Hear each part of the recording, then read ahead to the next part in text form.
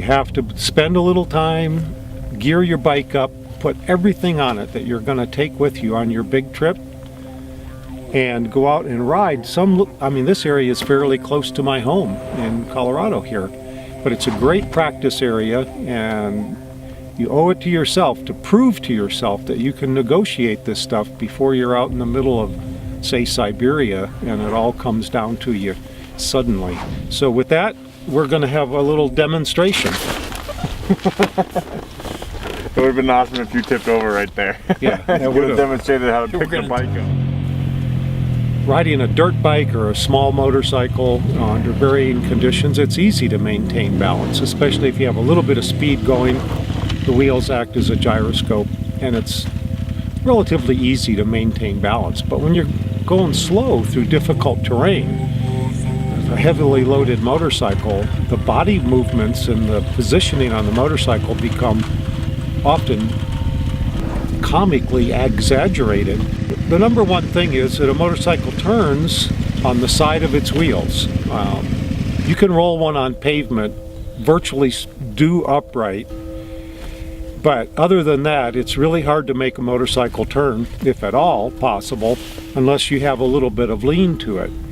So maneuvering through this kind of stuff is always one degree or another of edging the wheels so they will flow in a curving fashion, and thereby the motorcycle turns.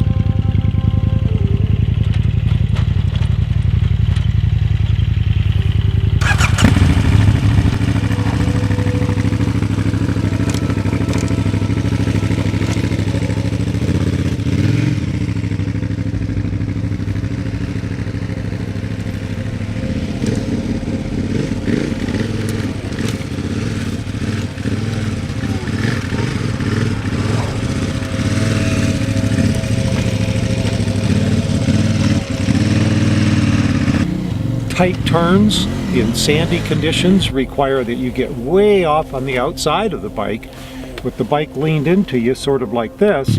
Bike leans sideways with a slight amount of bar turn, and that means the bike's going to turn left, but it'll fall over. On a dirt bike, you can just put your foot out and hold it up. On these, you're not going to do that. So you have to get yourself over on the outside of the bike, where you can use clutch and throttle control and body positioning and very slow, deliberate motions to keep yourself from plowing the front end or going so slow that the bike wants to fall over. These bikes, fully loaded, what were they, Justin? When we put them on the boat going to Japan, I think with spare tires, all of our gear, everything except a little shoulder bag that we used for our personal items on the flight.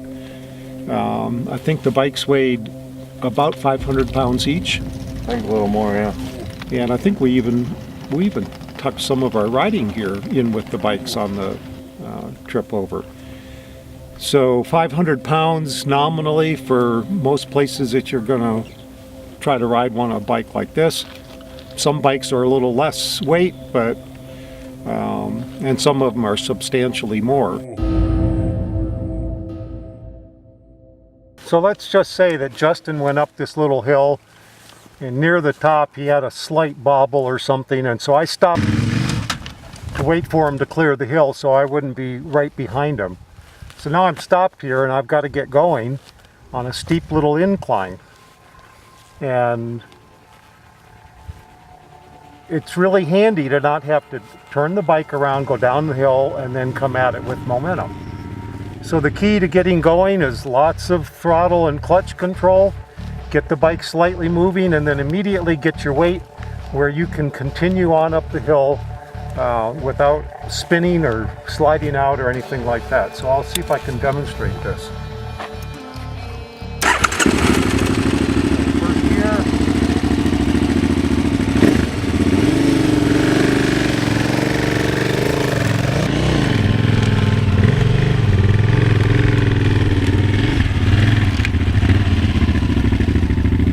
When you're out in the middle of Mongolia, say, and you just have a silly little fall down, you can either hurt yourself or your bike in a way that can interrupt your trip.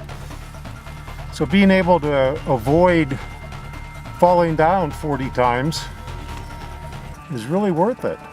And it just takes going on the machine that you're going to use fully loaded and spend some time working at it. Practice hard at it. More time spent, the higher your skill level, the more you'll be ready for surprises. We will see. Америка, Россия, дружба. Байкеры, Biker. Америки, России, дружба.